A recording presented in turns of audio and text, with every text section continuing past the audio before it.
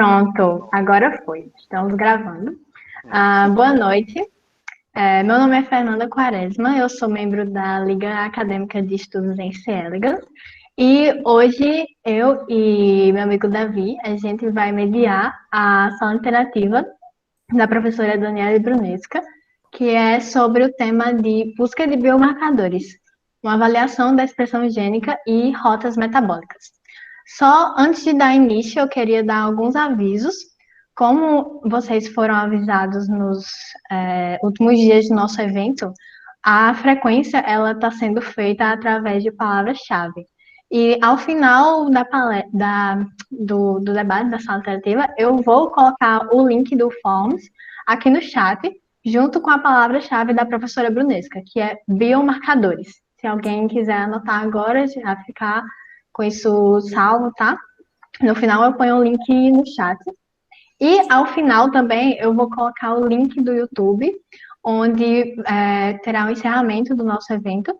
Vocês podem voltar para lá, vai ter a mesa com os nossos professores, alguns palestrantes, para a gente só dar um fechamento no evento. E também a presença na sala interativa ela é obrigatória para vocês poderem receber o certificado, vocês precisam de 75% da presença e a carga horária na sala interativa ela é obrigatória. E sigam o nosso Instagram, @laesufpe, que a gente está colocando lá as notícias do evento, e também várias outras informações sobre a nossa liga, com o que a gente trabalha, e vão lá dar esse suporte para a gente, tá? Conferir o que a gente faz. Agora eu passo a palavra para Davi. Obrigado. Oi, gente. Boa noite. Vou fazer uma leve introdução aqui da Brunesca, ela já se apresentou e tudo mais, vou apresentar o currículo dela para vocês e passar a palavra para ela. A doutora Daniela Brunesca possui graduação em licenciatura em Ciências Biológicas pela Universidade Católica de Pernambuco, mestre em Genética pelo Centro de Ciências Biológicas da Universidade Federal de Pernambuco, UFPE, e doutora em Ciências Biológicas, por Biologia do Centro de Ciências Biológicas da UFPE. Fez pós-doc em vacinas de DNA pela Universidade de São Paulo e atualmente é professora associada do Departamento de Bioquímica da UFPE. Atua como pesquisadora do Laboratório de Imunopatologia Keizo Asami, o LICA, coordenando o setor de prospecção molecular, que desenvolve projetos voltados à busca de marcadores moleculares para o diagnóstico e terapêutico no câncer e nas doenças infecciosas, desenvolvendo trabalhos de biologia computacional e análise experimentais. Agora eu vou passar a palavra para a Brunesca, para ela se apresentar, fazer a apresentação dela e fica à vontade, todo mundo conversar. Obrigado. Professora, desculpa, só uma coisa que eu esqueci de falar. Gente, vocês podem pôr as suas dúvidas no chat e quem não quiser também pode esperar para o final da palestra da professora e se quiser pode abrir o microfone e falar, mas se não tiver vontade para fazer isso, pode pôr no chat que ao final todas as dúvidas serão salvadas. Obrigada, pode ficar à vontade agora, professora. Tá, eu vou... Com fone fica melhor para vocês, eu acho que vocês vão ouvir melhor. Tá dando para ouvir. Para mim tá bom também. Tá. Então, vamos lá. Os meninos já falaram aí, eu ia falar qual era a minha formação, porque esse é um dos pontos que eu acho bacana para a gente aqui. Mas eles já falaram, já estragaram uma parte do meu início, mas tudo bem, vocês estão perdoadíssimos. Então... quando a Priscila me convidou para falar um pouquinho para vocês, eu disse, poxa, né, já é no final do evento, já vai estar todo mundo meio cansado, ninguém vai querer mais saber de via metabólica, de nada disso, né, é uma maldade. Então, primeiro eu queria agradecer, né, o convite, lógico, eu já trabalho aqui junto com a Priscila há um tempinho, e hoje em dia a gente, dentro do contexto do Covid, a gente está trabalhando um pouco fora do que a gente normalmente trabalha, né? Então, a presença, a vinda do Covid fez com que a gente mudasse um pouco o roteiro das nossas pesquisas. Hoje elas são muito mais voltadas a diagnóstico, né? Ainda não conseguimos entrar na parte de, vamos dizer assim, análise em termos de biomarcadores voltados ao Covid. Isso daí vai entrar, isso já é uma ideia, mas a gente ainda não consegue implementar, porque a dinâmica dos trabalhos que a gente está realizando ainda é bem intensa. Então, isso faz com que a gente tenha colocado os trabalhos da gente um pouco em stand-by. Mas quando eu falo quando eu falei da questão da formação, né, eu sou bióloga. Então, você perguntar assim, poxa, bióloga, né, e o que é que o biólogo faz? O biólogo faz um monte de coisa, né? O biólogo pode trabalhar com planta, com bicho, né, com humano, com parasita, com tudo. Mas eu escolhi a área de saúde, é uma área que eu gosto muito, e quando a gente pensa em saúde, eu penso muito em biomarcadores, né? Para quem já teve aula comigo, a Juliana já teve aula comigo, né? Então, vai lembrar de biomarcadores, porque a gente vive hoje numa necessidade de busca de moléculas que sejam viáveis, né, para identificação e alvo. Então, para identificação, a gente já tem muitas dentro do contexto bioquímico, mas a gente tem a diversidade de doenças e alterações que a gente ainda não conhece, né? E isso faz com que a gente estude muito. Eu dou aula para o curso de biomedicina, então eu acho o curso de biomedicina um curso muito bacana quando a gente pensa na dinâmica da pesquisa, mas isso não exclui de forma alguma outros cursos. Por isso que antes de alguns de vocês entrarem, né, alguns já estavam, eu comecei perguntando qual era o curso de vocês. E aí, por que eu faço isso? Porque, por exemplo, já ouvi algum aluno meu dizer, mas a senhora é bióloga? Não parece, parece que é biomédica, de tanto que fala de diagnóstico, de tratamento e tal. Veja, o ponto do seu curso, ele vai lhe dar mais subsídios para você trabalhar as informações, você vai lhe dar uma visão diferente. E esse é um ponto bacana quando a gente pensa em pesquisa. Então, eu sou bióloga, mas o meu grupo, ele não é só de biólogos, também não é só de biomédicos, né? Então, eu vou botar a apresentaçãozinha aqui e eu vou falando ao longo disso. Eu prometo que eu vou me controlar no tempo que eu vou falar, para quem me conhece sabe que eu falo demais, mas eu vou controlar meu tempo para vocês poderem perguntar. E Davi e Fernanda e Lucas podem também dizer que eu estou falando demais, tá? À vontade. Então, aí eu escolhi assim, a Priscila disse, não, pensa numa coisa bacana aí com que você faz. Eu disse, tá bom, busca de marcador e a gente trabalha com inspeção gênica. E, obviamente, rota metabólica. Essa parte de rota metabólica, né, ela para mim tá intrínseca. E, pro bem ou pro mal, eu dou aula de bioquímica. Então, quando você dá aula de bioquímica, você coloca assim na tela aquelas rotas metabólicas, grandes, bonitas, né, cheia de setas, coloridas, cheia de molécula, e todo mundo se assusta. E é curioso, para mim, a ideia não é a gente assustar, a ideia é a gente ver que tudo está ligado. Então, a gente na universidade, a gente está muito fragmentado. Quando a gente estuda determinado tipo de informação, e muitas vezes a gente não correlaciona essas informações. E esse é um dos pontos também importantes para que a gente possa não só evoluir no pensamento, porque nada vai funcionar sozinho, tudo é um conjunto, assim como a gente possa formar equipes para tornar o grupo mais forte. Então, eu sou bióloga, mas o grupo da gente é um grupo extremamente diversificado. Então, no grupo da gente, a gente tem...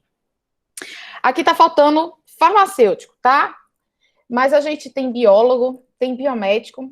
Biomédico é meio óbvio, né? Porque eu dou aula para biomedicina, então a tendência é que a gente tenha mais biomédicos aí. A gente tem um grupo enorme de médicos que dá muito suporte, que trabalha com a gente, que faz pós-graduação aqui, ou que faz iniciação científica aqui. Então, a gente tem neurologista, odonto, oncologista. O grupo da gente, ele é muito forte na parte de câncer, mas a gente vem trabalhando com médicos de outras áreas que nem estão aí ainda descritos, como, por exemplo, o pessoal da reumatologia, da medicina nuclear, né? E aí, por exemplo, vai chamar a atenção a enfermagem, né, as enfermeiras, matemáticos. Por quê? Porque, veja, quando a gente pensa no ser humano, a gente tem a visão de que o ser humano é um organismo complexo, né, se eu pensar o ser humano como um todo, formado de partes que também são complexas, se eu pensar nos tecidos, e se eu for para as células, elas continuam sendo complexas, porque tem todas aquelas vias que eu acho linda.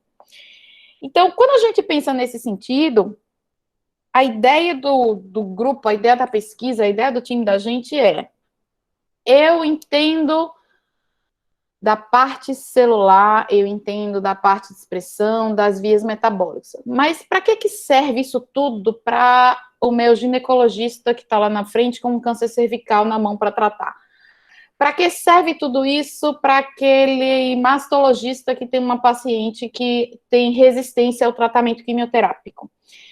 Então, a ideia do grupo da gente é converter a informação que a gente tem em termos de base, né, base celular, base genética, base da bioinformática, base na fisiologia, em algo útil, algo aplicável quando você pensa no serviço, quando você pensa no atendimento ao público, tá? Então, por isso que eu ia falar no início, né, que eu sou bióloga, mas e daí, né, o que é que... Por que o biólogo e não um farmacêutico para estar aqui? Eu vou falar do farmacêutico já já. Por que não um médico, né? Por que não um biomédico? Por que não um enfermeiro? Então, o que é que acontece? Só falando um pouquinho em relação, um pouquinho mais em relação a isso, a gente tem, por exemplo, a gente teve uma enfermeira, ela está fazendo doutorado, não é no grupo da gente, ela é colaboradora da gente, eu sou co dela, que ela nunca tinha visto um PCR na vida. E ela passou, o projeto dela foi um projeto voltado à análise de expressão de genes relacionados ao câncer de mama, tá? Ela foi para a bancada executar isso. E, por incrível que pareça, ela adora a parte de bancada. Então, não é porque você fez um curso de assistência que você não pode fazer nada na bancada. E não é porque você fez um curso em que você tem todas as aptidões para estar na bancada, você desenvolve as habilidades para estar na bancada, que você não possa também trabalhar no serviço, tá? Então, esse é um feedback muito bacana. Falando da farmácia, a gente tem uma aluna farmacêutica, né? Ela está no grupo da gente hoje como colaboradora, muito voltada ao Covid. Ela é uma das pessoas que fazem análise das placas de Covid aqui com a gente. E o projeto dela não foi com uma outra professora, não foi comigo, por coincidência também foi em câncer de mama. No caso dela, foi com marcadores, né, de glicoproteínas na membrana. Enquanto que o da enfermeira, por exemplo, foi moléculas relacionadas à regulação no câncer de mama. Então, vejam que, independente da sua profissão, você pode desenvolver pesquisa. Aí você pensa assim, poxa, mas o médico não dá, o médico não tem tempo. Veja, eu já ouvi uma frase muito bacana, o seu tempo ele é dado pelas suas prioridades, né? Então, a gente sempre tem muita coisa para fazer, mas a gente escolhe o que é prioridade. E eu achei muito bacana quando um aluno de medicina, uns anos atrás, não vou dizer anos, porque a gente vai denunciando a idade, né, quando a gente vai dizendo os anos. Mas um aluno de medicina, uns anos atrás, ele veio, estava fazendo um projeto por aqui, acabou que, no andamento do projeto, ele caiu no grupo da gente, ele veio trabalhar com epigenética. Quando a gente fala de epigenética, é algo ainda muito novo, né? A gente começou, por incrível que pareça, com uma metodologia mais difícil, mas a metodologia envolvia PCR, envolvia sequenciamento, né? Envolvia uma análise bioinformática, e ele fez tudo isso. Ele estava no 6º, 7º período da medicina, o foco dele era neurologia, esse foi um projeto que ele fez com cardio. Hoje ele é neurologista, ele voltou para fazer o mestrado aqui, né? Então, ele fez o mestrado no grupo da gente, com neurologia, logicamente, que foi com esclerose múltipla, avaliando, né? Só que avaliando a parte de expressão de genes, né, em pacientes com esclerose múltipla, diante de diversos tipos de tratamento. Ele conseguia compreender toda a lógica do que era feito no laboratório, até porque não necessariamente ele fez todos os testes, ele trabalhou junto com o pessoal, né, que estava também no laboratório. Ele entendia muito bem o que os artigos diziam, para ele ter uma discussão rica em relação aos dados que ele obteve, e ele trouxe outros médicos para fazer pós-graduação, né? Então, assim, quando a gente pensa na pós-graduação, quando a gente pensa na experiência laboratorial, quando a gente pensa no estágio, né, não curricular, em que você pode ter acesso, principalmente a técnicas que são voltadas a diagnóstico ou terapêutica, você tem um ganho enorme quando você pensa em questões científicas e também em questões assistenciais. Porque quando você entende melhor o que é discutido, né, num congresso, num artigo, você entende melhor o resultado de um exame, né, que é baseado na genética, e isso vai fazendo com que o profissional ele enriqueça também. Então, o grupo da gente ele é extremamente diversificado, né? A gente trabalha, pelo grupo, vocês já percebem que a gente trabalha com várias áreas, né? Eu digo que o xodózinho da gente é câncer, porque foi assim que a gente começou. Principalmente câncer de mama e câncer cervical, né? A gente trabalha muito em cima da saúde da mulher, nesse sentido. A gente tem o pessoal com câncer de pele, a gente tem o pessoal com câncer hepático, mas isso não diminui as colaborações outras, a gente tem áreas no grupo, né? Então, a gente tem o pessoal da neurologia, a gente tem o pessoal da oftalmo, teve um pessoal com a parte de odonto. Como a gente trabalha com câncer, outros tipos de câncer vêm chegando. Então, por exemplo, a gente tem câncer gástrico intestinal, que a gente trabalha mais recentemente. E aí você pensa, poxa, com tanta coisa que se trabalha, como é que se trabalha? Na realidade, a gente usa as mesmas técnicas e tecnologias, só que a gente forma um pensamento diferente, né? E aí, nessa formação do pensamento diferente, entra a informação que já está disponível, né, na internet, o conhecimento que a gente tem para ligar os pontos, né? Então, esse ligar os pontos é que é fazer a ciência, porque o que está lá, está lá. Se você consegue ligar A e B, você consegue chegar a uma conclusão. Se você ligar A, B e C, essa sua conclusão vai ficando mais forte. Então, a leitura do que tem disponível na internet, porque hoje a gente tem uma quantidade enorme de dados disponíveis na internet, é que vai fazer com que você veja o que outros não viram. E isso depende do seu background, do seu estudo, do seu foco, tá? E por isso também é importante você ter uma equipe multidisciplinar, porque cada um vai ter sua experiência.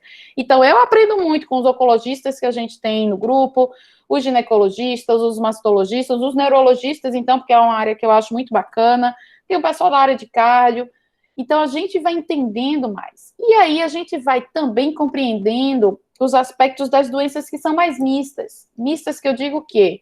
Porque você tem algumas ocorrências em que você afeta diferentes processos. Então, um ponto muito simples. O que é que liga o câncer à parte cardio? Esse foi uma necessidade, por exemplo, que a gente teve de desenhar alinhar o que eu fazia de diferente num único foco, né? Então, a questão dos biomarcadores, mas o que é que tinha a ver cardio e câncer? Se você for pensar, existem drogas para tratamento do câncer que são cardiotóxicas. Então, às vezes, o paciente se cura do câncer, mas desenvolve um problema cardiovascular, tá? Então, existem links que muitas vezes a gente não observa, porque na graduação a gente está acostumado a ver um ponto de cada vez. E muitas vezes a gente leva isso para pós-graduação também. Então a gente tem que aprender a integrar um pouquinho essas ideias. E aí por isso que eu gosto das vias de sinalização. As vias de sinalização, elas, para mim, elas contam uma história, né? Algo tem um começo e tem um fim. Entre o começo e o fim, poxa vida, entre o começo e o fim tem tanta coisa. E às vezes você olha assim, o que é que eu vou estudar entre o começo e o fim? Né? Então, é legal quando você consegue visualizar uma molécula e vai entender como é que no final eu tenho aumento ou diminuição da expressão de um gene baseado naquele receptor, né? Será que o microRNA interfere na minha resposta metabólica? Será que um medicamento que tem um alvo terapêutico, que é um receptor de membrana, será que ele vai conseguir atuar se eu tiver determinadas mutações nesse receptor? Quando eu penso num receptor, e aí normalmente eu digo para minha turma, gente, vamos pensar num modelo avatar, a gente tem que ver tudo em 3D. Então, quando eu penso num receptor, será que uma mutação nesse receptor pode mudar a estrutura dele de tal forma em que ele não se encaixe mais no seu ligante? e por causa disso eu tenho uma diferença na resposta a partir dele, já que ele é o início.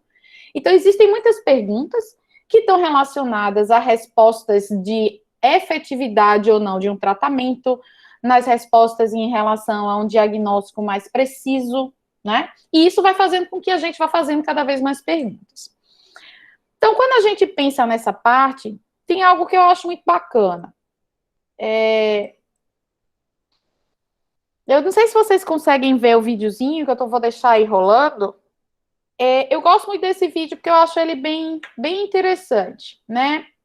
A gente, quando pensa no câncer, e eu vou falar mais do câncer porque é uma área mais abastada quando você pensa na farmacologia, quando você pensa na terapia-alvo, né? A gente tem muito mais estudos relacionados ao desenvolvimento de medicamentos, né, e terapias, novas terapias para o câncer. Então, quando a gente pensa nisso, antes, o que a gente tinha eram medicamentos que atacavam todas as células do corpo para poder matar aquelas células que cresciam de forma descontrolada, que são as células cancerígenas, as células neoplásicas. Hoje em dia já não é mais assim.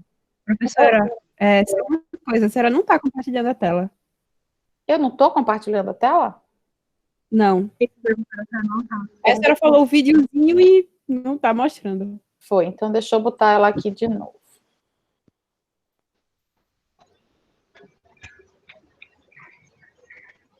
Muito obrigado por avisar, viu, Fernanda? Senão eu ia ficar aqui com o videozinho e ninguém ia ver absolutamente nada. Agora tá certo. Agora tá certo? Então vamos lá.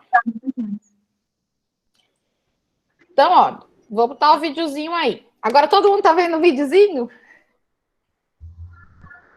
Então, né? Sim, sim. Muito obrigada. Porque lembrem que quando eu boto aqui, eu não vejo o chat de vocês.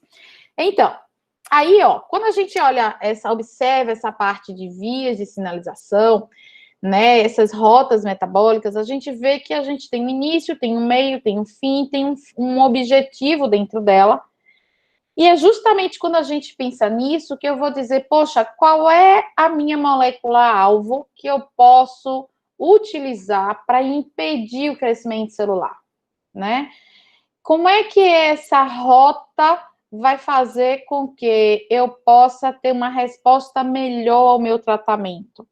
Como é que eu vou decidir qual é o tratamento que eu vou usar baseado em mutações que eu tenho? Então, apesar da gente estar focado em falar sobre expressão gênica, essa análise em si, em termos de expressão, quais são os genes que se expressam, ela tem uma influência enorme de mutações, de regulação de microRNA, de concentrações que eu vou encontrar na célula, de ativadores e repressores nesse sentido, tá? E isso tem uma influência, isso leva, por exemplo, a indústria farmacêutica a desenvolver medicamentos baseados nos achados que se tem, que vem dessas pesquisas, dessas observações, dessas comparações que a gente desenvolve, né? Então, independente de você ter maior ou menor conhecimento naquela área, se você tem uma equipe multidisciplinar, você consegue entender o que ocorre na célula e consegue transpor isso para a realidade do serviço em relação ao paciente, tá? Então, quando eu penso nesse sentido, tá tão animada a minha animação aqui que não era o objetivo. Então, quando eu penso nesse sentido, eu entro no laboratório, né? Então, vamos pensar no laboratório. No laboratório, a gente tem sempre coleta de amostras, né? A gente sempre tem amostras chegando aqui. E nessas amostras, a gente pode trabalhar com sangue, com tecido, com swabs. A gente pode trabalhar com diferentes informações biológicas, ou seja, a partir de diferentes amostras. Mas a gente sempre tem que pensar que o tipo de amostra pode influenciar na sua resposta, tá? Quando a gente inicia o processo, a gente sempre começa por um processo de extração. Então, normalmente a gente trabalha muito no modelo manual, mas aí tem uma imagenzinha de um sistema de extração automatizado, né, em que você, na realidade, põe a amostra dentro dele e ele já lhe dá o material separado, ou seja, a gente já faz a extração de DNA ou de RNA aí dentro, né, a gente só coloca a amostra e faz o resto. No final, a gente pega só o que a gente quer, que é o DNA ou RNA. Essa é uma parte ótima, lhe sobra tempo para fazer outras coisas, mas eu confesso que é super divertido você estar fazendo o processo na mão, tá? E o processo, quando você faz manualmente, por exemplo, as amostras mais raras, as amostras que têm uma concentração mais baixa, ou as amostras que a gente teria mais dificuldade em processar, normalmente a gente faz manual, a gente não faz pela máquina. Por quê? Porque no manual eu tenho um cuidado maior, eu tenho um controle melhor, eu tenho a possibilidade de fazer adaptações ao longo do protocolo, porque eu vi que não formou 2 fases quando deveria formar, então vou centrifugar novamente. Isso a máquina não deixa você fazer, tá? Então, na primeira decisão, você tem que definir qual é a amostra que você vai trabalhar e como você vai processar a sua amostra. Isso faz toda a diferença quando a gente pensa em qualidade do meu resultado, tá? Depois que eu tenho lá a minha amostra, eu vou ter, no caso, por exemplo, de expressão gênica, vamos falar bem específico da expressão gênica agora, a gente vai ter a amostra que foi extraída, eu vou sintetizar um cDNA. O que é um cDNA? É, na realidade, uma fita complementar, né, que é uma fita de DNA complementar ao RNA extraído, para que eu tenha uma sequência ATGC. E aí, essa fita que é sintetizada, a gente chama de cDNA, porque é um DNA complementar ao RNA, a gente utiliza para fazer análise de expressão gênica. Qual é o bacana da gente fazer análise de expressão gênica nesses PCRs, que são os PCRs em tempo real? O nome já diz, né? Ele vai amplificando e a gente vai vendo em tempo real como é que essa amplificação ocorreu. Então, no final das contas, a gente tem um gráfico mais ou menos assim, tá? Esse é um gráfico lindo, maravilhoso. Nem sempre tudo sai tão bonito. Então, quando o pessoal vem fazer seleção, por exemplo, para IC, para fazer a parte de pesquisa e tudo mais, tem uma pergunta que eu gosto muito. Quando tudo está errado, você tem vontade de sair correndo, largar tudo, gritar e não voltar mais nunca? Então, não entre na ciência. Porque pelo menos 70% do tempo as coisas não saem como você esperou. E você tem que entender, você tem que observar o que é que aconteceu, tá? Então, esse é um gráfico muito lindo, ele não é necessariamente realidade, mas vou falar de uma triste realidade. Esses têm sido gráficos, inclusive, com concentrações muito altas de vírus que a gente tem visto com a amostra de Covid, né? A identificação de Covid, ela tem sido linda.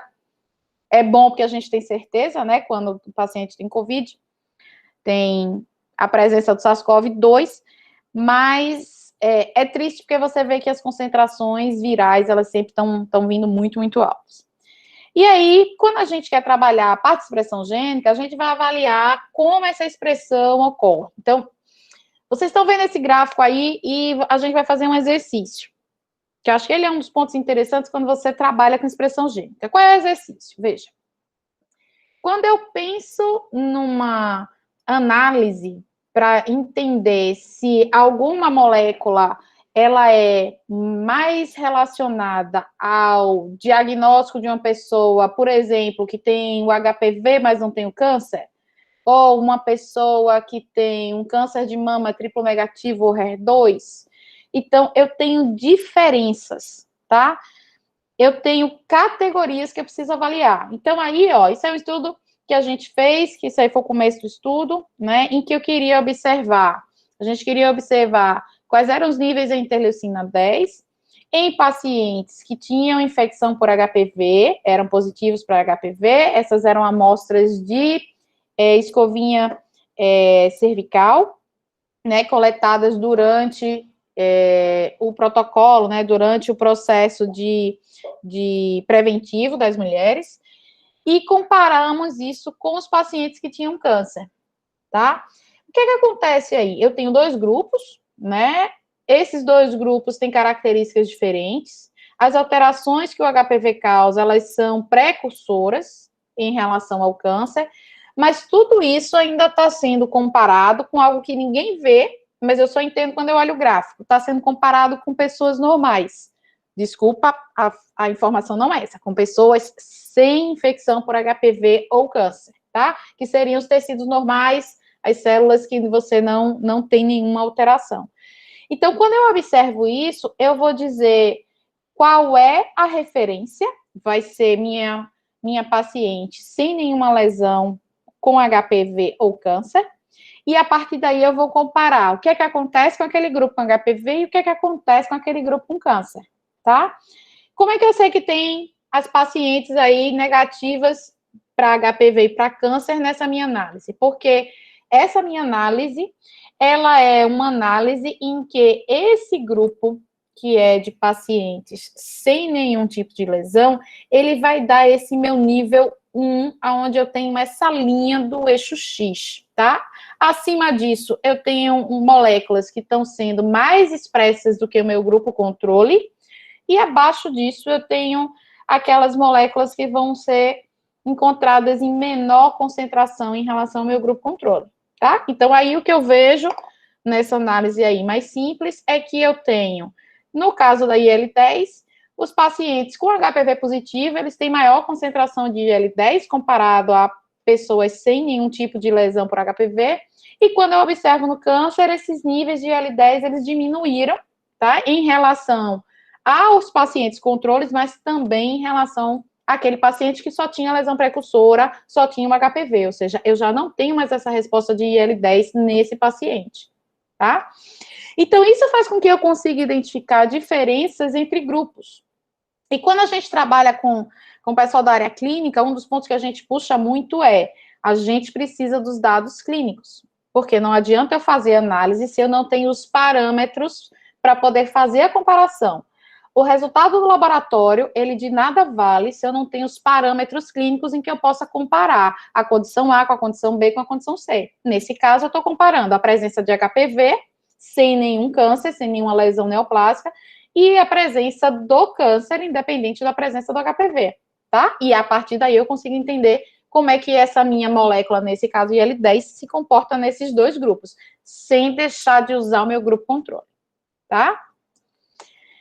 Esse é um tipo de análise bacana que a gente faz, mas isso não funciona só na parte biológica. A gente também tem que entrar numa área que muitas vezes a gente nem conhece quando a gente está na universidade, que é uma parte de bioinformática, né? Então, quem trabalha comigo sabe que a parte de bioinformática é algo que sempre acaba caindo no projeto de todo mundo, né?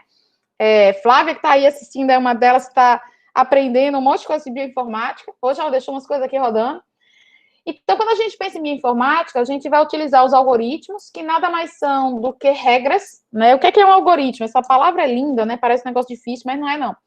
Eles, na realidade, são regras, são etapas que precisam ser seguidas por uma análise, pelo computador, para que seja feita uma análise e ele aprende com essas análises, tá?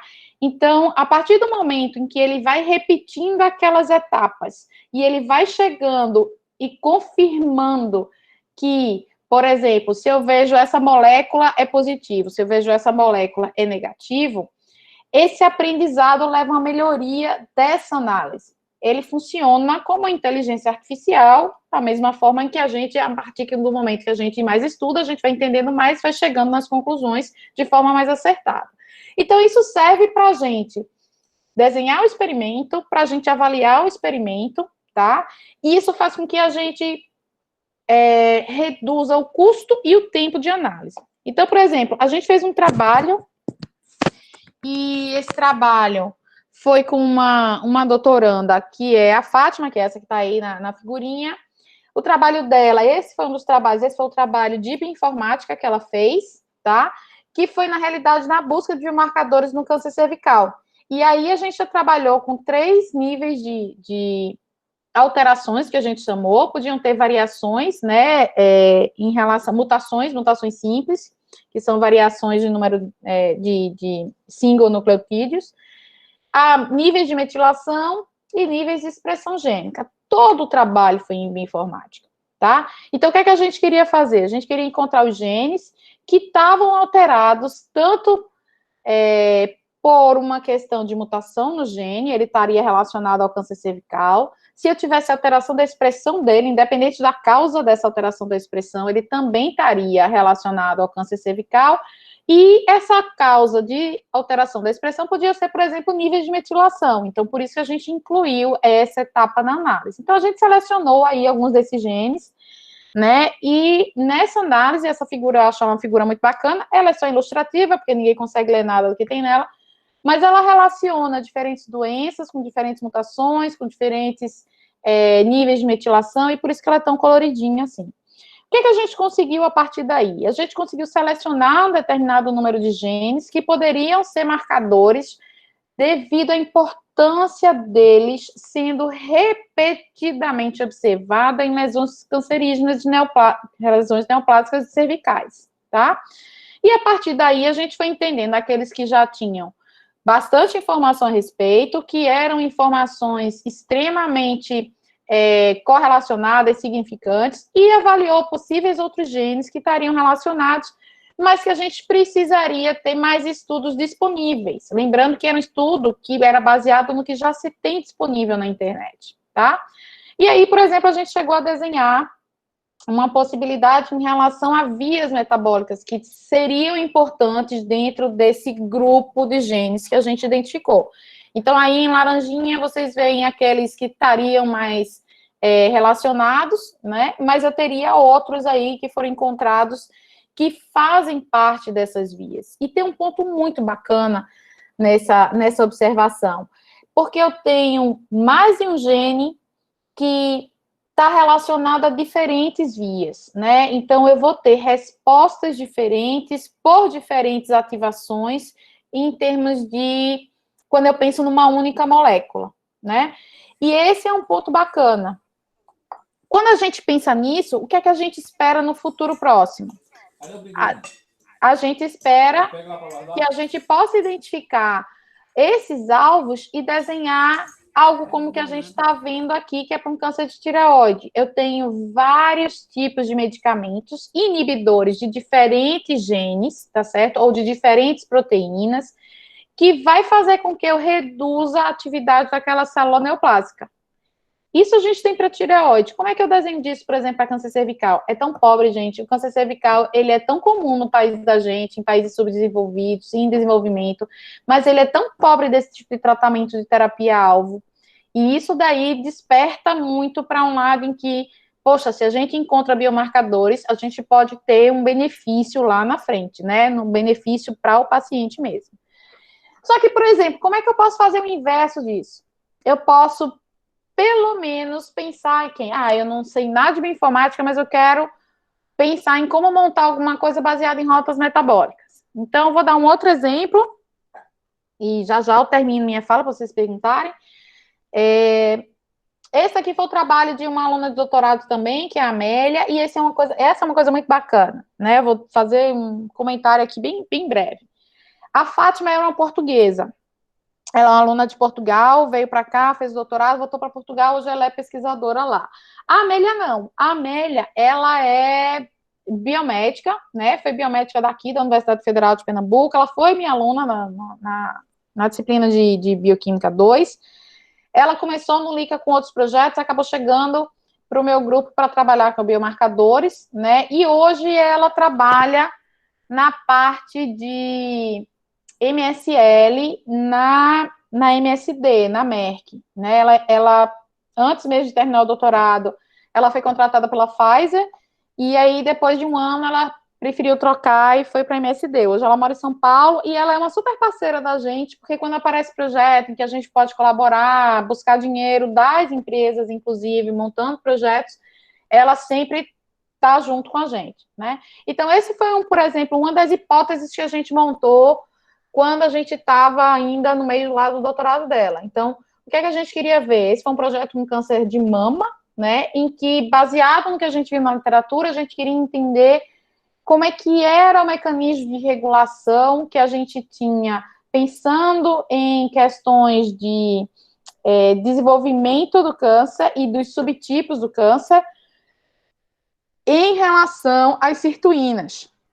Sirtuínas são essas moléculas que aparecem aí como SIRT1, SIRT3, em verde, em azul, e essas sirtuínas, elas são relacionadas a mecanismos, a regulação de mecanismos epigenéticos. Então, a gente queria entender como é que isso funcionava, e aí o que a gente fez? A gente montou o que seria uma possibilidade de rota metabólica, por assim dizer, porque eu teria vários pontos a serem avaliados.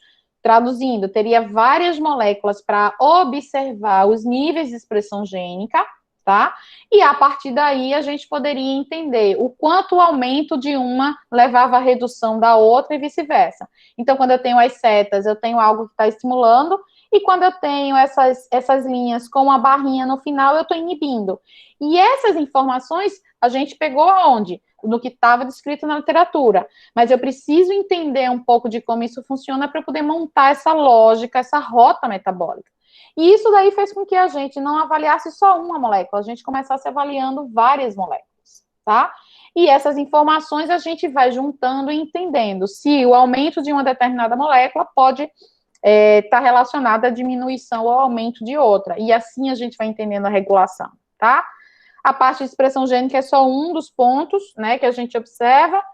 Mas, por exemplo, esses daqui são dados, alguns dos dados que a gente teve dela, só para vocês verem, a gente tem aí várias moléculas que a gente observou, algumas delas não tem diferença nenhuma em relação ao tipo de câncer de mama que foi avaliado, mas uma delas, que era a molécula RAC1, a gente vê que ela tem, sim, diferença quando a gente avalia os subtipos de câncer de mama, e aí a gente pôde evoluir um pouquinho mais em termos de análise dessas moléculas, para saber, dentro dessa diferença, que outras moléculas a gente trabalharia, considerando que a RAC1 tem um alvo, esse alvo pode estar aumentado ou diminuído, como é que é esse alvo dentro de cada subtipo, e a partir daí a gente vai montando essa ideia de vias metabólicas, tá?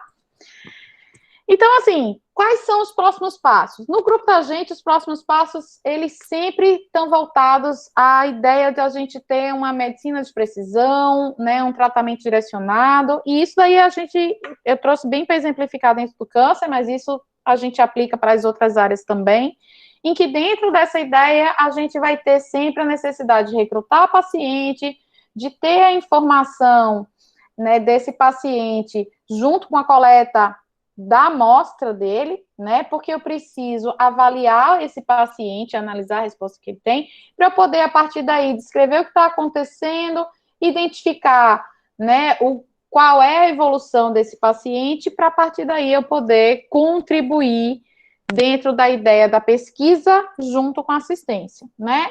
Qual é o objetivo disso? É a gente ter uma informação mais eficiente, mais assertiva, tanto no diagnóstico, porque ele vai ser um diagnóstico mais preciso, quanto no tratamento, porque aí ele vai ser um tratamento-alvo.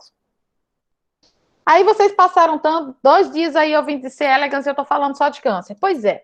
Essa foi uma parte muito engraçada, que quando a Priscila chegou aqui para trabalhar nessa parte de pesquisa, ela fez, Dani, vamos montar um projeto e tal. Eu disse, bora, Márcia, vamos fazer a parte de câncer. Ela, câncer? Tá bom, vamos pensar na parte de câncer. E aí eu disse, poxa, o que é que dá pra gente fazer com a parte de C. elegans, né?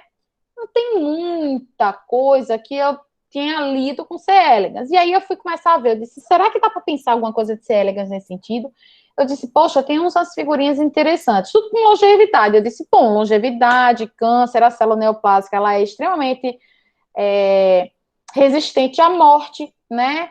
E quanto mais velho a gente fica, maior a chance da gente descobrir um câncer. Então eu disse, poxa, Márcia, vamos pensar no que é que tem na longevidade.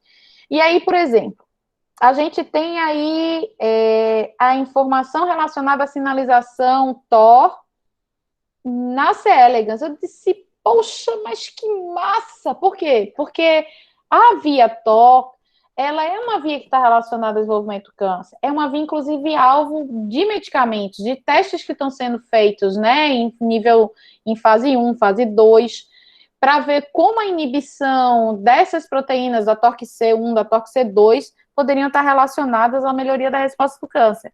E aí, esse foi um artigo de 2012 que eu achei, eu disse, poxa, mas está muito antigo, né? E aí, a gente achou um artigo de 2019. Gente, isso foi do ano passado, né? Esse ano a gente só pensa em Covid na vida.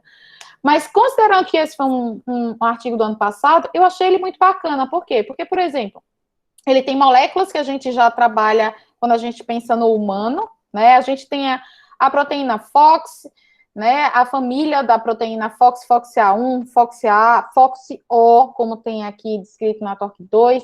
A gente trabalha com AKT, né? A gente trabalha com observação em relação à alimentação dos pacientes em alguns dos projetos, né? Porque esse é um artigo relacionado bem à questão de como é testado a via TOR na C. elegans, então ela trabalha muito em termos de nutrientes.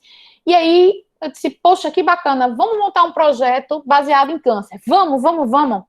E aí, nesse vamos, o Covid chegou primeiro. Então, o projeto está aí guardadinho, né? A gente tem intenção de colocar ele para frente quando o Covid deixar, porque agora a gente realmente está bem focado nisso.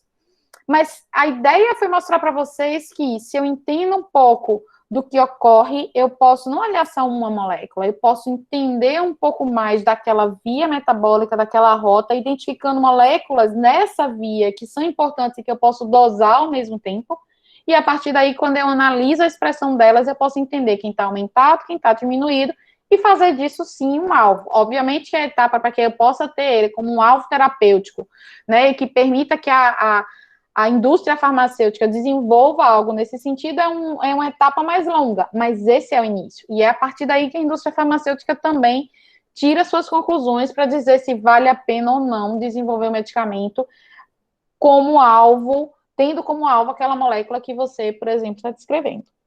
Né? Então, é mais ou menos isso que a gente faz. Confesso que eu acho super divertido. A gente enlouquece todo mundo junto aqui, mas a gente já está enlouquecendo todo mundo junto mesmo com a parte do Covid.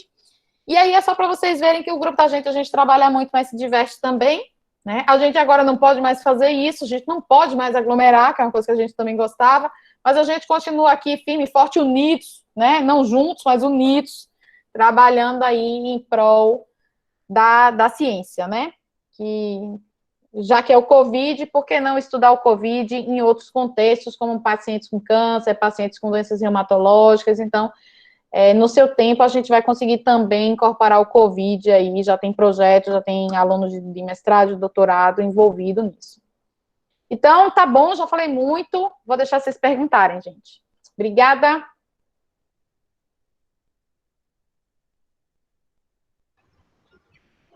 Então, gente, se alguém quiser agora abrir o microfone para falar alguma coisa, ou então mandar alguma dúvida no chat, pode ficar à vontade.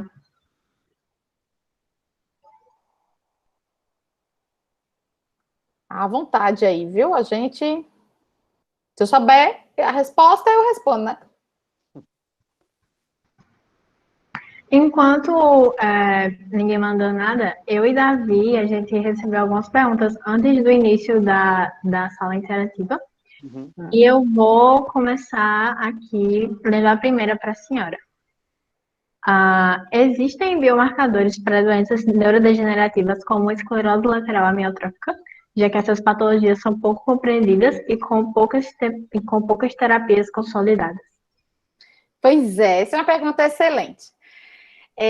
Quando a gente pensa em neurologia, a gente pensa numa área que é uma área de muito pouco conhecimento, tá? A gente conhece muito pouco sobre o desenvolvimento das doenças e a busca de marcadores, ela segue. A gente tem algumas moléculas que elas são sinalizadas, sim, mas quando a gente pensa em neurologia, a gente tem uma dificuldade que é básica, que é acesso ao tipo de tecido que está sendo lesado, né? Então, a gente trabalha muito com LCR ou com sangue, e não necessariamente ele reflete muito bem a realidade do que está acontecendo ali naquele seu tecido cerebral. Então, a gente tem algumas moléculas que têm potencial, mas não necessariamente bem estabelecidas para que a gente consiga ter um diagnóstico diferencial real, né? Então, por exemplo, para algumas doenças a gente tem já moléculas, mas a gente ainda precisa melhorar.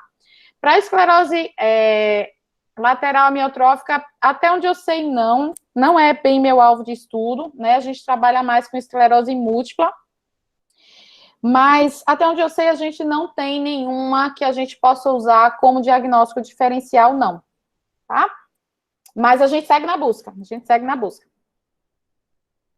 Tá ok, professora, obrigada. A gente teve um comentário aqui no chat de Bruno Vinícius, dizendo o seguinte: eu particularmente acho muito interessante o uso dessa tecnologia na oncologia e o crescimento das terapias-alvo muito menos tóxicas globalmente como as utilizadas no momento.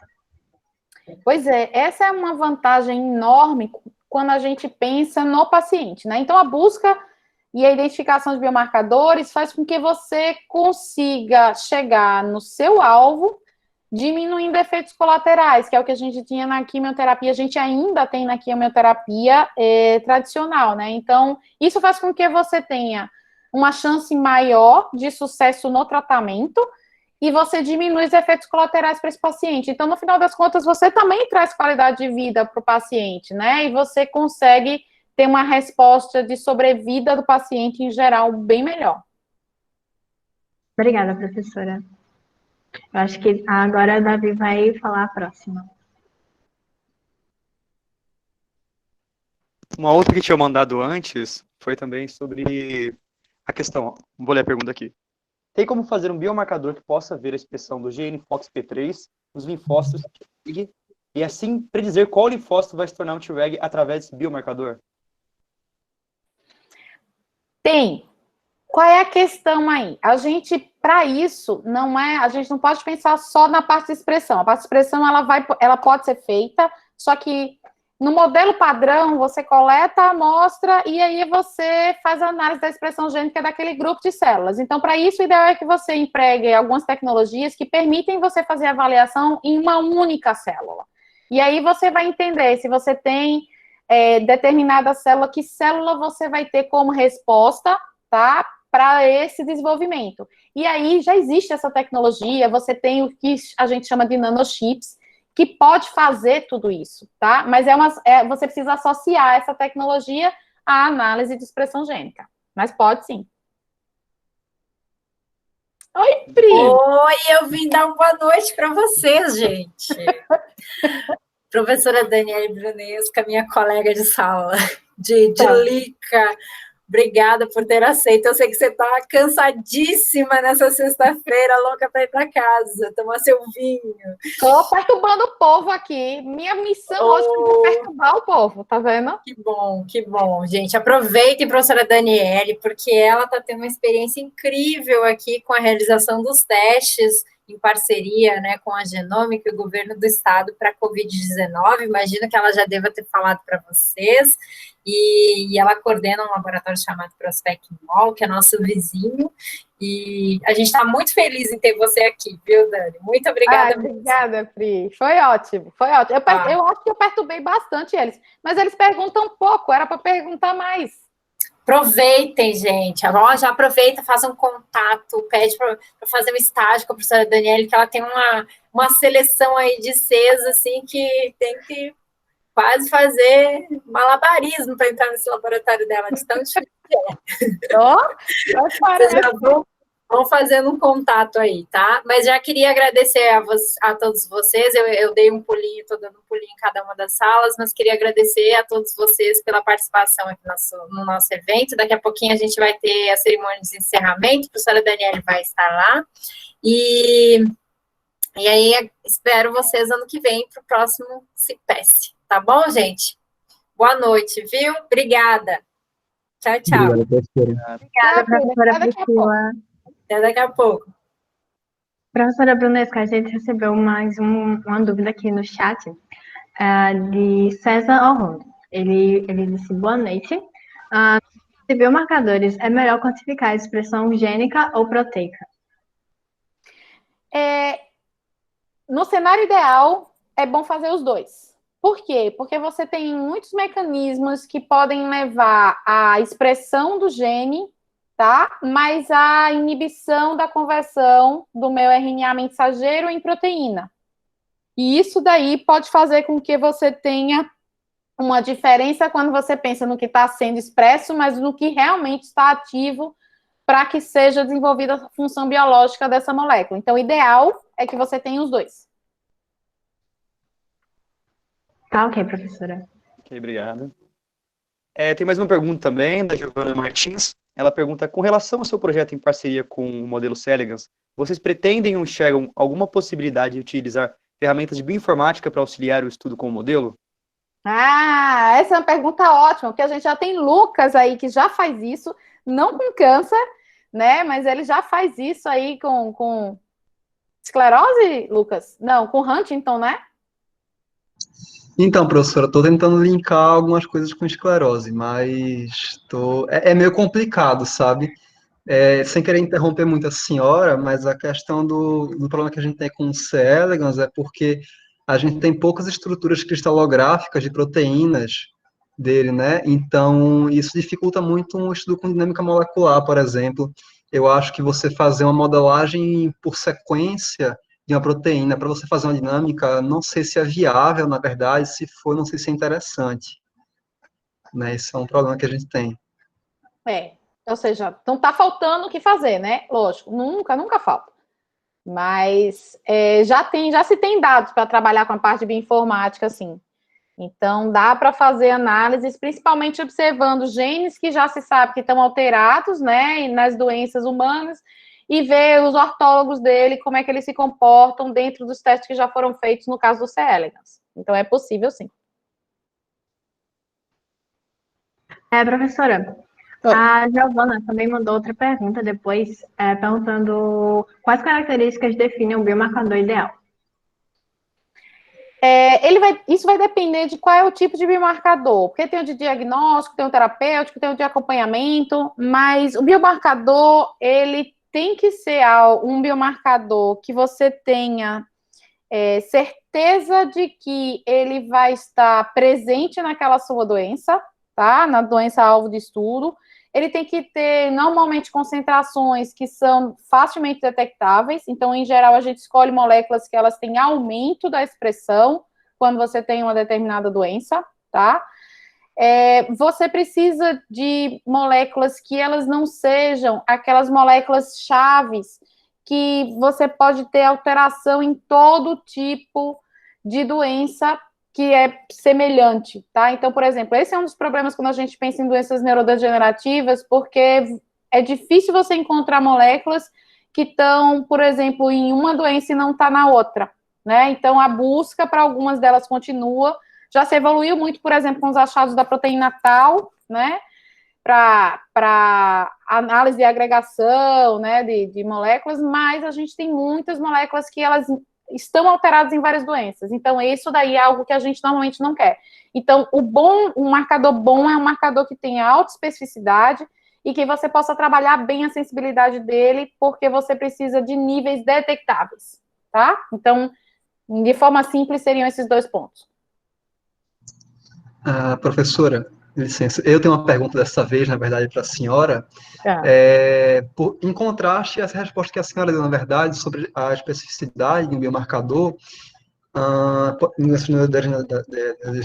por exemplo, a gente sabe que tem agregados proteicos, por exemplo, da TDP43, que ela está muito presente na esclerose, por exemplo, mas se a gente conseguisse encontrar um biomarcador que fosse incomum para várias miopatias, por exemplo, se isso, pelo fato dele ser incomum, e se por algum acaso ele fosse incomum naquela via degenerativa, por exemplo, se isso não tornaria ele interessante.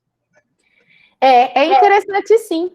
Por quê? Porque, na realidade, quando você pensa que você pode, a partir de um marcador que ele não é específico para a doença, mas para algum tipo de alteração, né, metabólica que você tenha, que é precursor de uma doença, qualquer delas que seja, você pelo menos vai dar um indicativo que aquela pessoa, por exemplo, vamos voltar para a parte neurológica, aquela pessoa pode ter uma doença neurodegenerativa, e isso faz com que você comece a fazer as análises clínicas e até laboratoriais de forma preventiva, ou precoce, no mínimo, né? Então, nem sempre dá para ser preventivo, mas às vezes dá para ser precoce.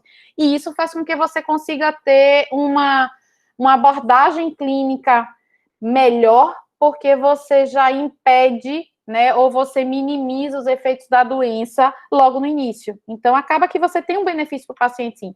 Quando a gente fala de especificidade, a gente tem que tomar muito cuidado com essa palavra, porque é específico em relação ao quê? Então, essa seria uma molécula específica em relação ao processo de evolução da degeneração, né? Mas não seria específica em relação a um dos tipos de doença, que nesse caso a gente continuaria tendo que fazer todo um portfólio de testes e não necessariamente a gente teria um diagnóstico diferencial ainda. Mas pode sim, não deixa de ser, nesse sentido, não deixa de ser um ganho. Muito obrigado. Nada. Professora, vou ler a próxima pergunta, então, da Suelen Gabriela Giros de Souza. Ela perguntou: qual livro a senhora indicaria para alguém que é iniciado na bioquímica e gostaria de aprender sobre vias? Livro é uma coisa muito, muito bacana. Eu nunca uso um livro só, né? Tem alguns livros que eu gosto bastante, mas nem todo livro tem todos os assuntos. Então, vias metabólicas é algo que nem sempre você vai encontrar. Um livro clássico, né, é o Leninger. Ele tem algumas coisas, mas quando você quer entender, por exemplo, sobre resposta metabólica relacionada ao sistema imune, ele já é pobre, né? Então, tem um livro de correlações clínicas que eu gosto muito, que é o Devlin, né? Tem o Leninger, que eu gosto muito dele, ele é muito completo, né? Então, dá para se trabalhar muitas informações nele. E tem um livro que eu acho bacana, eu acho que ele está até ali, que é o livro de Baynes, né? É um livro que ele é um livro mais resumido, mas tem informações que são interessantes, que envolvem metabolismos que são menos discutidos em outros livros. Mas, de base, eu gosto muito de Devlin e de Leninger.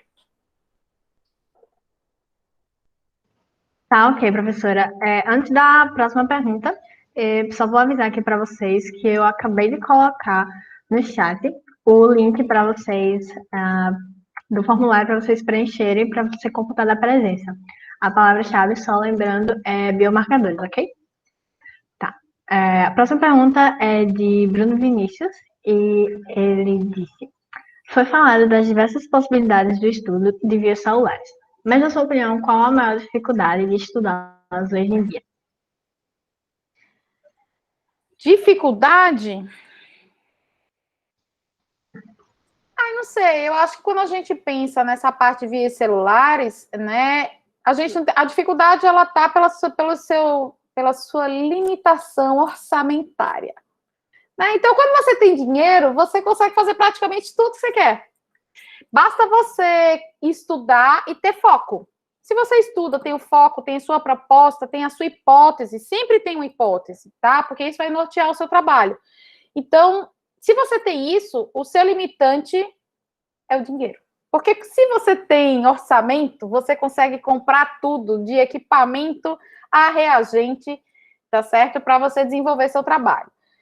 Tem um ponto que é sempre importante, se você precisa de amostra biológica, tá? Esse normalmente é um tipo de material que ele foge ao seu controle, né? E parece que quando você começa a trabalhar com ele, tudo acontece. Então, por exemplo, a gente começou a trabalhar com câncer de mama, os anestesiologistas praticamente estavam de greve, porque a gente não sabe, mas a gente passou meses coletando um paciente por semana, quando a perspectiva era 12 de início. Então, às vezes, quando você depende de uma amostra biológica, você tem que ter um planejamento melhor, uma extensão, né, do tempo que você previu, porque você depende de uma demanda que não está sob seu controle. Mas, fora isso, só se você não tiver dinheiro. Se você tiver, você faz tudo que você quiser. Obrigada, professora. Obrigado, professora. Tem outras perguntas da gente. Nossa, eu lembrei também de tanto de tabela que eu fiz com orçamento também por conta disso, para bater tudo dentro do orçamento. Foi tabela. Muito Isso! Projeto. Faz parte. Saber o que é caro, o que é barato, né? A próxima pergunta que tem aqui da gente também, que tinham mandado antes, é: desenvolver biomarcadores para doenças neurodegenerativas é mais difícil para outros tipos de tecidos? Perguntado já. E se sim, o C. elegans como modelo alternativo poderia facilitar o meio de encontrar esses biomarcadores? Tinha perguntado algo parecido já. Então, eu acho que o C. elegans pode ser muito bacana nesse sentido, porque a gente teria a possibilidade de testar, né, regiões, áreas diferentes, principalmente quando a gente trabalha pela análise, né, visual e tal, as marcações em fluorescência. Mas a gente tem, sim, essa questão da diferença quando a gente tem diferentes tecidos, tá? Então, a gente pode ter limitações quando a gente usa tecidos diferentes, e aí a gente tem uma limitação de entrar no tecido que tem aquela alteração-alvo.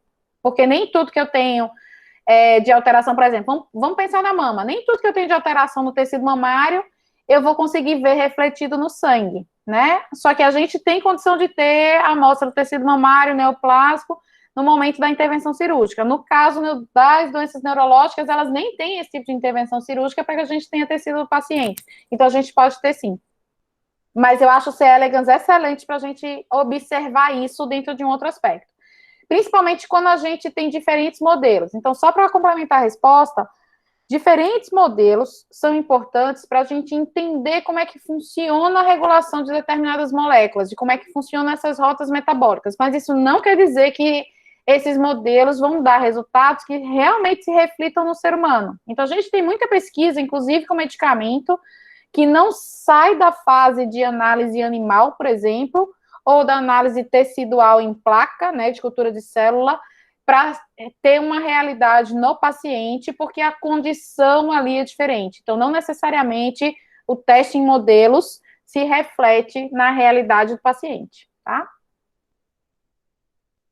Ok, obrigado. Ok, professora. Mais uma pergunta de chat, de Flávia Soares. Perdão, Flávia, eu acidentalmente passei direto da sua pergunta, desculpa. Ela disse, qual a diferença entre expressão gênica e amplificação gênica? Então, a amplificação gênica, ela é a expansão do número de cópias de um gene, né? Então, você tem um erro na replicação, e aí você acaba tendo mais cópias dele, e esse erro na replicação, ele pode acabar confundindo você durante a análise da expressão gênica. Por quê? Porque você passa a ter o que a gente chama de pseudogenes. E aí, dependendo da sequência que você desenha dos primers para análise de amplificação gênica, você pode estar amplificando um gene, né, que na realidade ele tem uma expressão muito baixa. Ou você pode acabar observando mutações nesse gene, quando você vai trabalhar no DNA, e ele não é o gene real que está sendo amplificado, né? Esse ainda é um mecanismo que às vezes é controverso, porque eu já vi pessoas dizendo, mas ele é um pseudogene, mas a gente tem expressão, observa a expressão dele em determinadas marcações. Então, esse é um ponto para se ter cuidado. Então, quando a gente fala de expressão do gene, expressão gênica, a gente está falando daquele gene-alvo que... Não digo gene-alvo, aquele gene que tem a funcionalidade, né? E quando a gente fala da amplificação, eu tenho quase que a formação de pseudogenes que podem atrapalhar numa análise, principalmente se eu trabalho com mutações. Tá ok, professora. Pronto, acho que é isso. Davi, tem mais alguma pergunta? Tem as perguntas aqui ainda que tinha enviado antes, caso alguém não tenha mais perguntas, esperando se alguém mandar mais no chat, eu vou ler outro que tinha recebido antes, que é sobre a relação do transposons. Tem como fazer marcadores de PIL e RNA, os RNAs longos, tá, definiu, e será que tem como fazer isso sem elegans? Ele perguntou a relação do PIL e RNA, e se teria como fazer isso sem elegans, se você acha possível. Tu faz a pergunta do começo de novo, que teve uma hora que eu não entendi, eu acho que cortou um pedaço. Eu vou ler ela inteira, então. Tem como fazer marcadores de PIL e RNA, os RNAs longos, não codificantes, que fazem regulações de transposons, e será que tem como fazer isso em C. elegans?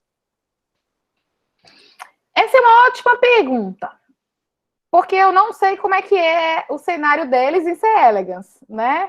Então, tem sim como fazer isso, né? Nas células a gente não trabalha aqui com long não code RNA, mas é possível fazer sim, se no C. elegans tiver. Eu sei que o C. elegans tem microRNA, mas eu nunca cheguei a ver se ela tinha o long não code, não. Então, é possível, mas eu não sei se é viável. É possível tecnicamente, eu só não sei se é viável para o C. elegans. Ok, obrigado. Tá ok, professora, obrigada. César pediu para abrir o microfone, que a pergunta dele é um pouco longa. Pode ficar à vontade, tá, César? Tá me ouvindo? Sim. Tá.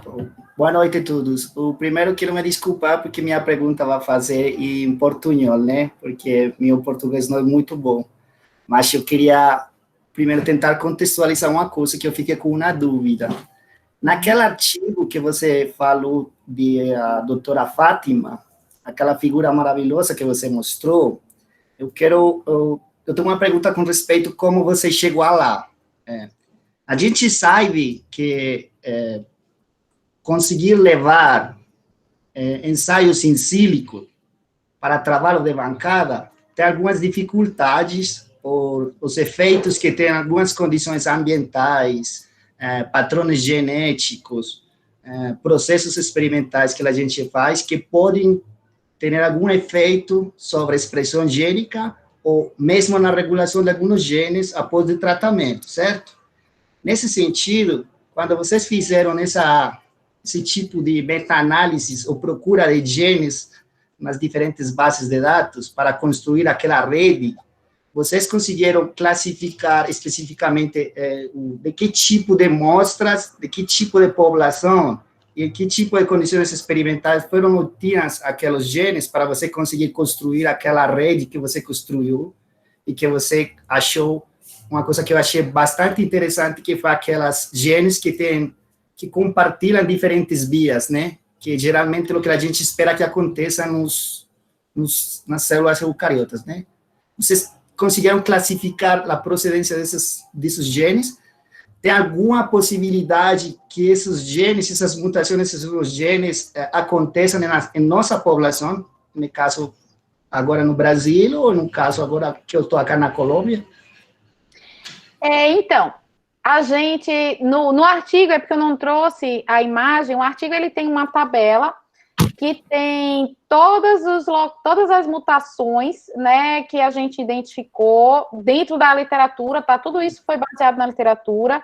A gente só trabalhou com as amostras biológicas de tecido, né? Então, sempre a gente observou a presença de tecido neoplásico ou de tecido normal para fazer análise do controle, e só entraram nos estudos aqueles que mostraram que tinha realmente significância estatística. Então, isso daí pegou estudos de diferentes populações, realmente, tá? E a gente tem, inclusive, o número de testes que foi feito e até o tipo de técnica que foi avaliada. Então, alguns dos trabalhos a gente excluiu, porque a gente tinha, nesses trabalhos, técnicas que não seriam as melhores, que levariam a dúvidas, né, ou a incoerência, a ineficiência da análise.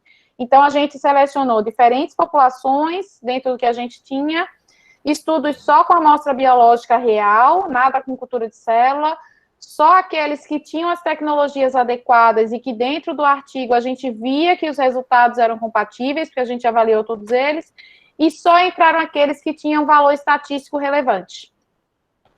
Vocês conseguiram diferenciar se essas mutações estavam presentes só em pacientes que tinham desenvolvido a doença ou tinham acontecido também alguns controles sendo mutações silenciosas? Não deu para diferenciar isso?